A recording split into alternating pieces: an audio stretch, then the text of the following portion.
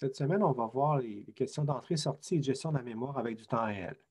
Donc, d'abord, on va s'intéresser à la variabilité du temps d'exécution dans un système temps réel. C'est un élément qui est central à surveiller. Dans du temps réel dur, on a des contraintes à respecter qui doivent être absolument respectées. Il n'y a pas de... Normalement, un- un non-respect de certaines contraintes peut avoir un impact important, sinon catastrophique.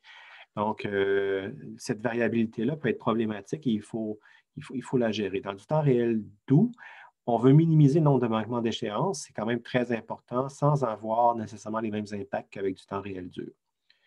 Puis, dans ce contexte-là, le calcul d'échéance est généralement basé sur le pire des cas.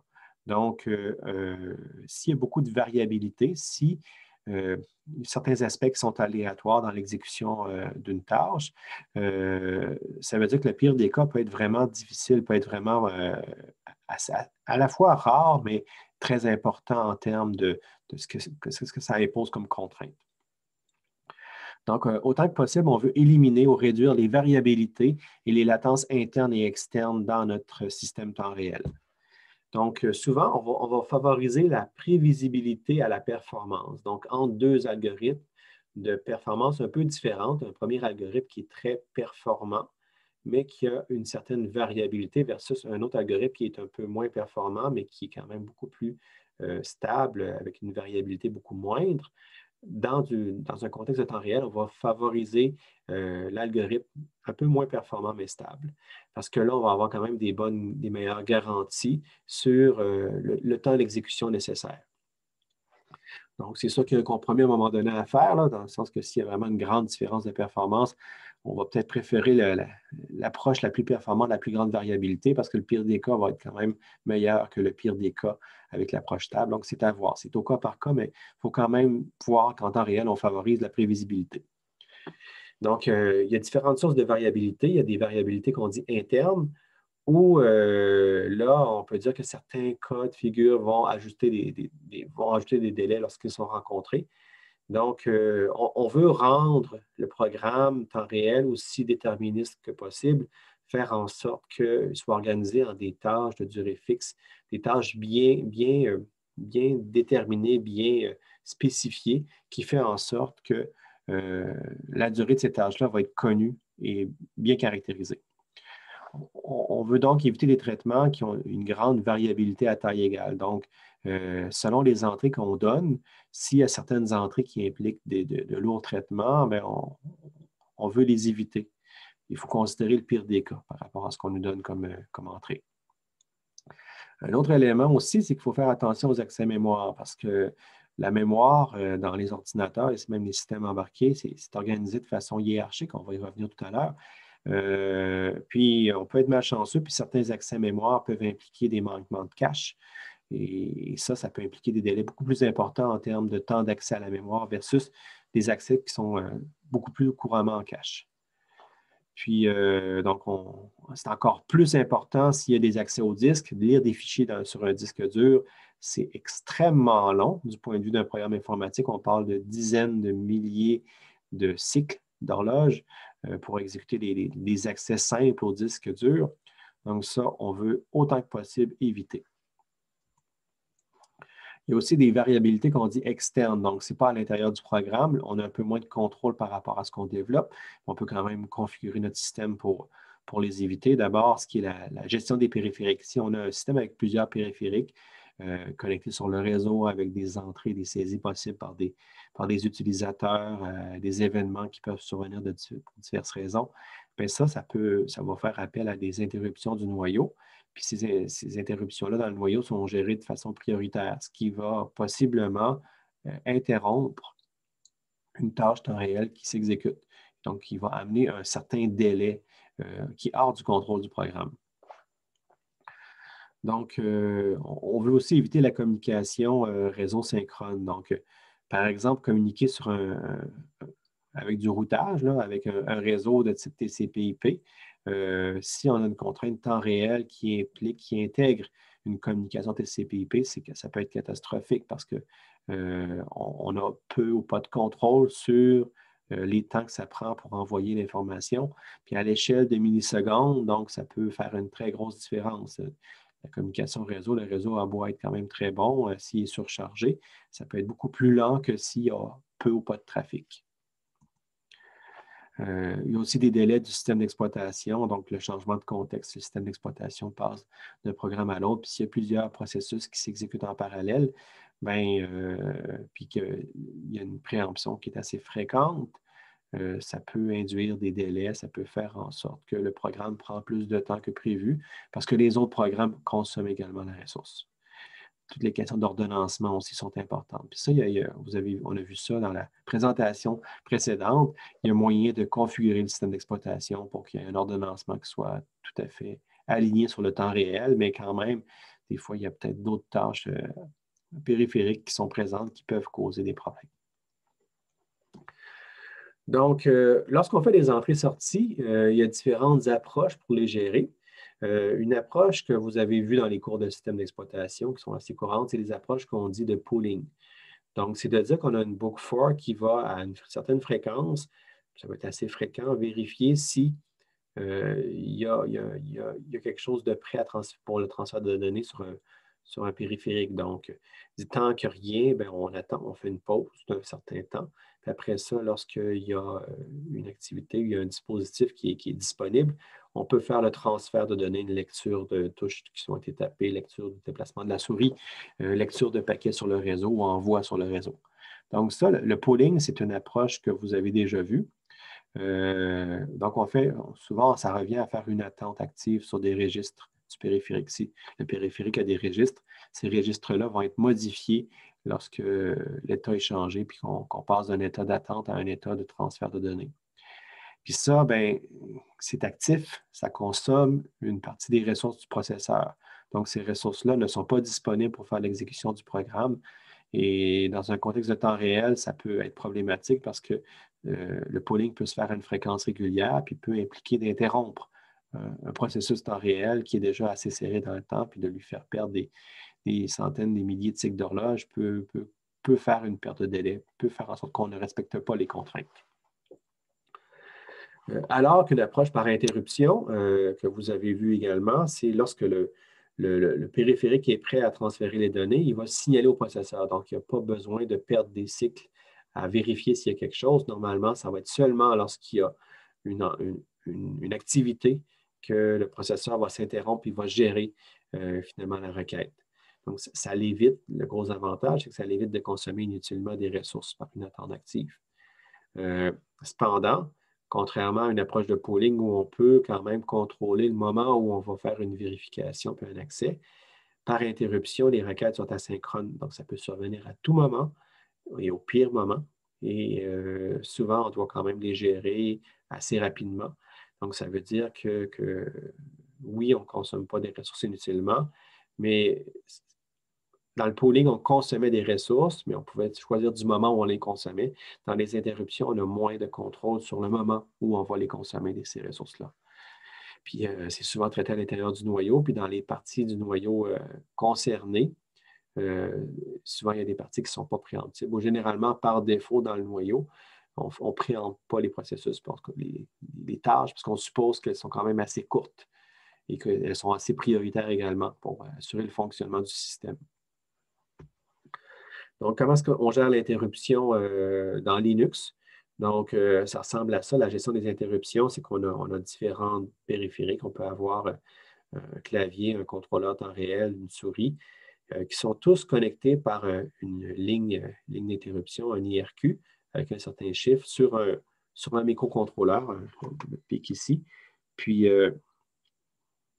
ensuite, ce microcontrôleur-là, lui, peut signaler au processeur qu'il y a eu une interruption avec le numéro d'interruption. Fait que ici, il va recevoir les requêtes des différents périphériques qu'il va pouvoir inscrire ici, qu'il va pouvoir envoyer comme interruption. Et donc là, lorsqu'il y a une interruption, qu'est-ce qui se passe? C'est que le programme courant va être interrompu. Puis, le CPU, il va donner priorité à la routine de gestion d'interruption. Puis, avec le numéro qu'on lui a donné, elle va appeler donc la routine associée à l'interruption N. puis qui est disponible dans le vecteur d'interruption, puis on va aller chercher la fonction à appeler, puis c'est cette fonction-là qui va être appelée pour faire le traitement. Ça veut dire qu'on va vraiment interrompre le traitement actuel pour aller faire l'exécution de la routine de gestion d'interruption.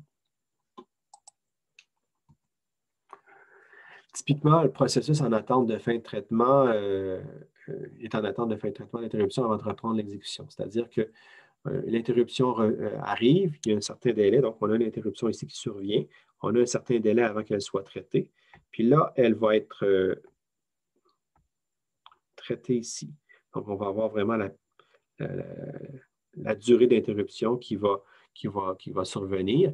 Et ça, ben, ça prend un certain temps. Après ça, l'ordonnanceur va être réappelé. Puis là, dans le fond, on dit le temps qu'on l'appelle, le temps qu'il s'exécute, puis il va revenir finalement à la tâche. Donc, dans le fond, le processus est en attente de fin de traitement d'interruption avant de reprendre son exécution. L'interruption va l'interrompre. Il va y avoir quand même une certaine latence, ce qu'on appelle la latence du noyau. Puis la latence du noyau, c'est le temps que ça prend à recevoir l'interruption, la gérer et lancer finalement la routine de gestion. Après ça, il y a la routine de gestion qui prend un certain temps, ce qu'on appelle le handler duration ici. Après ça, on a le temps de passer de la routine de gestion de l'interruption vers la routine de l'ordonnanceur. Puis une fois qu'on est rendu là, on va réappeler l'ordonnanceur qui va s'exécuter. Puis là, il va retourner soit à la tâche actuelle ou aller vers une autre tâche, selon la situation où on se trouve. Donc, tout ça, c'est la latence induite par le noyau pour traiter une interruption, qui peut être quand même significative. Donc, toute proportion gardée, on s'entend, on parle ici de quelque chose de très rapide qu'on ne perçoit pas, nous, lorsqu'on utilise la machine, mais en termes de temps CPU, ça peut être quand même assez important par rapport à l'exécution d'un processus temps réel. Donc, ce n'est pas à négliger. Donc, une solution qui est possible sur un système multiprocesseur, donc si on a un système embarqué avec plusieurs processeurs, puis il y en a, c'est de faire en sorte que les interruptions et toutes les routines du système d'exploitation soient exécutées sur un autre cœur. On peut possiblement dédier un des cœurs à ça. Donc, il y a un cœur qui va gérer le système d'exploitation, incluant les interruptions et tout. Donc, l'intérêt de ça, c'est qu'après ça, on peut dédier des cœurs pour la partie temps réel qui nous intéresse.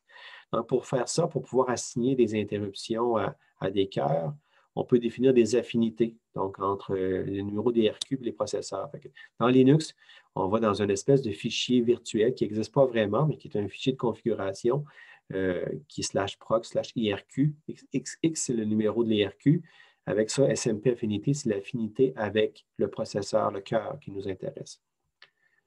Donc, on peut lire l'affinité directement en faisant un 4 dessus. Donc, ça va donner une valeur qui va être F. Ça veut dire que l'affinité est avec tous les processeurs. Un IRQ peut être traité par n'importe quel processeur. Si on veut modifier l'affinité, il faut être un super utilisateur. Donc, on fait un sudo, puis on exécute la commande en faisant écho plus grand vers le fichier. C'est qu'on écrit. Donc, on va comme afficher 1, puis on va l'écrire directement dans proc IRQ, numéro d'IRQ, SMP Affinity. Fait qu'on va changer la valeur F pour la valeur 1. Puis la valeur 1, ça veut dire que l'affinité est avec le premier cœur. Si on voulait avoir la valeur 2, mais c'est des valeurs, on pourrait dire c'est de l'hexa ici qui correspond à du binaire en dessous. C'est un masque finalement d'affinité entre les IRQ et les cœurs. Et donc, il y a une affinité par défaut qui est présente dans proc IRQ défaut, SMP Affinity, qui est utilisée seulement pour définir les affinités de nouvelles interruptions.